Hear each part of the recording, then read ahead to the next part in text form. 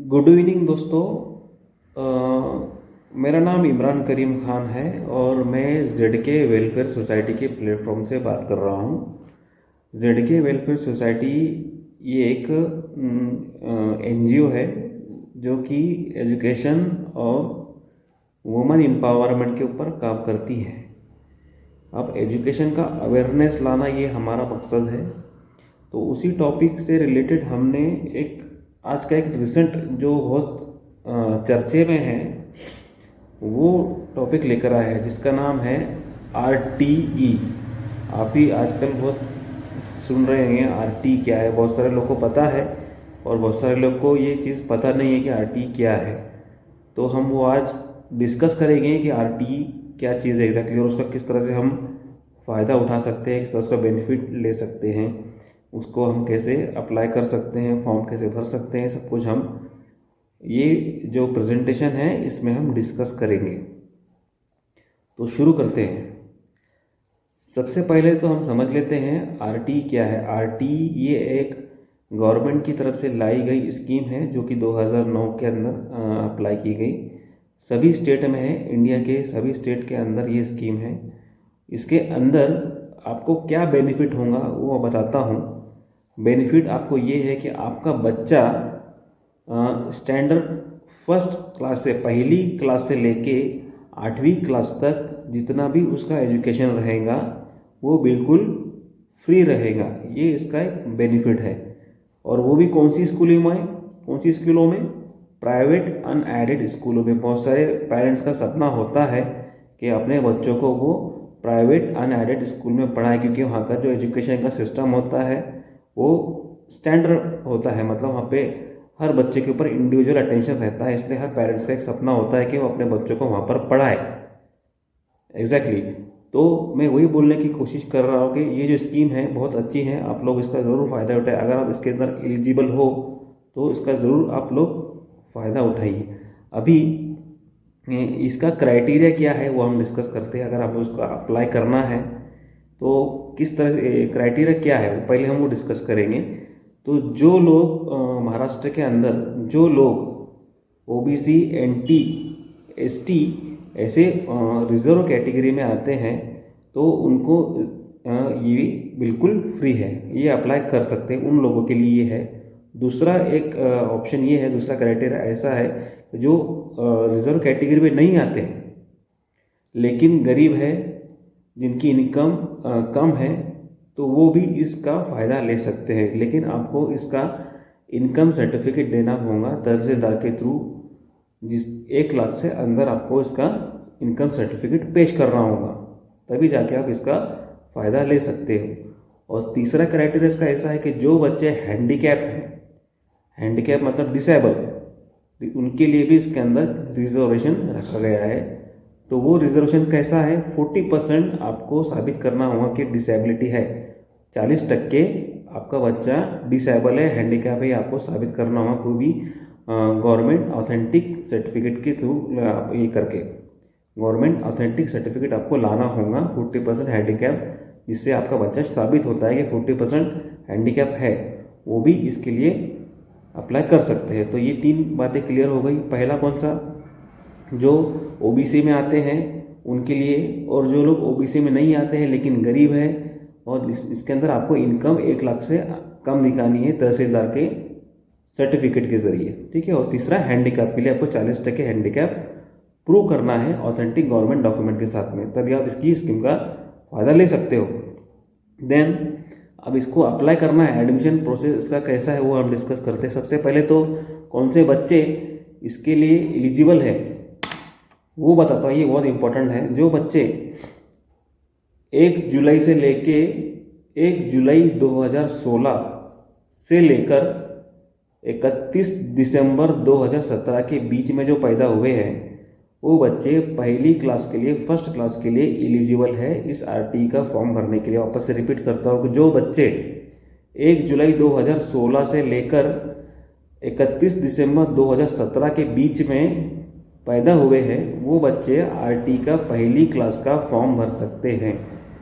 और जो बच्चे पहले जिन्होंने फॉर्म भरे, पिछले सारे से क्वेश्चंस आ रहे हैं कि पहले हमने फॉर्म भरे है लेकिन हम वापस से इसको अप्लाई कर सकते हैं क्या? तो वो बिल्कुल भी ऐसा इसके अंदर अलाउड नहीं है। एक बार आप अप्लाई कर दो तो वापस से अप्लाई आप नहीं कर सकते।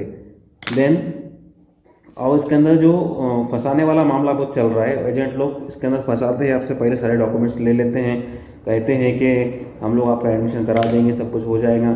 तो उनके झांसे में आप बिल्कुल ना आए। जो कुछ है ऑथेंटिक इन्फॉर्मेशन हमसे कलेक्ट कीजिए, हम आपको फुल सपोर्ट करेंगे। या आरटी का फॉर्म भरने के लिए किस तरह से प्रोसेस होती है हम फुल गाइड करेंगे इंशाल्लाह। देन अभी इसका ना होता कैसा है, जिन स्टूडेंट जो कैंडिडेट जो होते हैं अभी कोई स्कूल में अप्लाई किए और वहाँ पे 25% का रिजर्वेशन होता है, 25%। अभी आरटी 25% का नाम ही ऐसा है।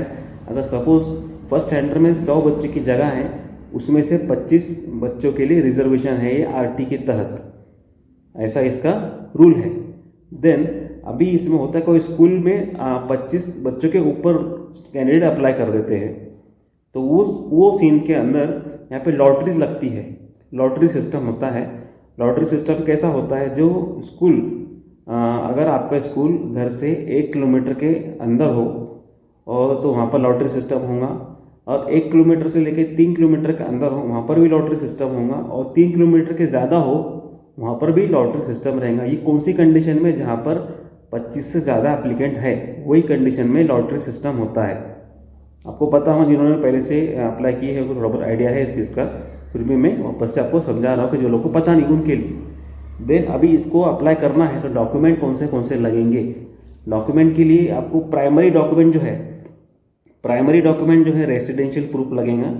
रेसिडेंशियल प्रूफ के अंदर हो गया आधार कार्ड, हो गया आपका इलेक्शन कार्ड, हो गया ऐसे बहुत सारे, लाइट बिल हो गया। देन ऐसे बहुत सारे डॉक्यूमेंट होते हैं जिसके अंदर आपका एड्रेस साबित होता है। वो सारे डॉक्यूमेंट आपके रेसिडेंस प्रूफ में आते हैं। अब इसमें सीन ऐसा होता है कि कुछ लोग किराए से रहते हैं।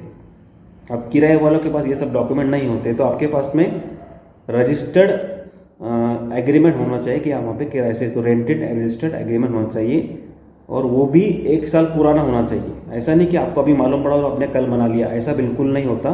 आपको वो जो एग्रीमेंट बनाना है, रजिस्टर कराना है, वो 1 साल पहले का होना चाहिए, तभी आप इसके लिए अप्लाई कर सकते हैं। डॉक्यूमेंट आपका ऑथेंटिक कंसिडर किया जाएगा। दूसरा है कैंडिडेट का बर्थ सर्टिफिकेट।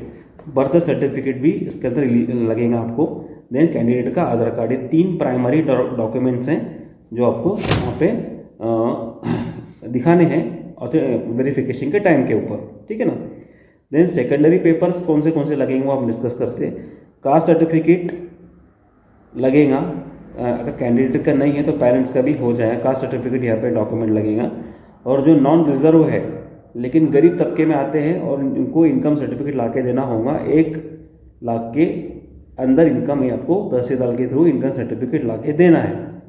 ये हो गया उनके लिए। और हैंडीकैप के लिए आपको मैंने बताया हो कि हैंडीकैप के लिए क्या क्या डॉक्यूमेंट लगेंगे। 40% डिसेबिलिटी सर्टिफिकेट आपको गवर्नमेंट सर्टिफिकेशन से लाना है, गवर्नमेंट अथॉरिटी से लाना है। अब इसमें प्रॉब्लम ऐसा होता है, अब सीन ऐसा है कि अगर कोई स्टूडेंट के फादर नहीं है तो वो फादर का डेथ सर्टिफिकेट वहाँ पे अटैच कर सकता है और उसका फ़ायदा उठा सकता है। अभी उसमें और एक सीन ऐसा होता है, हस्बैंड वाइफ पे प्रॉब्लम है, साथ में नहीं रहते हैं, तो ये सीन के अंदर मदर के डॉक्यूमेंट यहाँ पे कंसिडर होंगे। और अगर कुछ हस्बैंड वाइफ का कोर्ट मैटर वगैरह शुरू है तो कोर्ट मैटर का आपको एक डॉक्यूमेंट्स ला के देना होगा, और वहाँ पे आपको क्लियर करना पड़ेगा हमारा कोर्ट मैटर शुरू है, तो वो कोर्ट डॉक्यूमेंट आपको वेरिफिकेशन के टाइम पे लगेंगे। और जो बच्चे मदरसे में रहते हैं, अनाथ है, जिनके माँ बाप नहीं हैं, तो आपको ये साबित कर रहा हूँ कोई डॉक्यूमेंट के जरिए कि यह बच्चा अनाथ है। और जो मदरसे में रहता है या बिल्कुल अनाथालय में रहता है तो अनाथालय का सर्टिफिकेट आपको लगेगा वेरिफिकेशन के टाइम पे। डॉक्यूमेंट वेरिफिकेशन के टाइम पे सब डॉक्यूमेंट आपको वहाँ पे लाके साबित करने, क्लियर करना है, वेरीफाई करना है। तो अभी ये स्टार्ट में आपको ये डॉक्यूमेंट नहीं लगेंगे। ये डॉक्यूमेंट आपका जब नंबर लग जाएगा, जब आप पहले आपको सबसे पहले फॉर्म भरना है, फॉर्म भरने के बाद में जब आपका कोई स्कूल अलर्ट होता है तब वेरिफिकेशन के टाइम पे सब डॉक्यूमेंट लगेंगे। और एक बात बोलना चाहता हूँ, जो इनकम सर्टिफिकेट आप बनाओगे वो अभी फरवरी मार्च में ये सब प्रोसेस चल रही है, तो आपको इनकम सर्टिफिकेट नेक्स्ट 31 मार्च के बाद का बनाना है। तो अभी आप सुन लोगे और लगे दौड़ोगे कि हम सर्टिफिकेट बना लें, तो अभी मत बनाइए।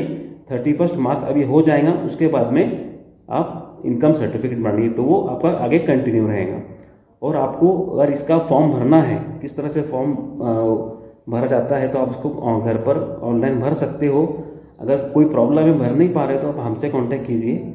हमारा हेल्पलाइन नंबर यहाँ पर आ रहा है 9867711695। ये इसके ऊपर आप अपना डॉक्यूमेंट्स हमको सेंड कर दीजिए, इंशाल्लाह हम आपका ऑनलाइन फॉर्म भर देंगे। ये पूरी प्रोसेस ऑनलाइन है, बिल्कुल ट्रांसपेरेंट है।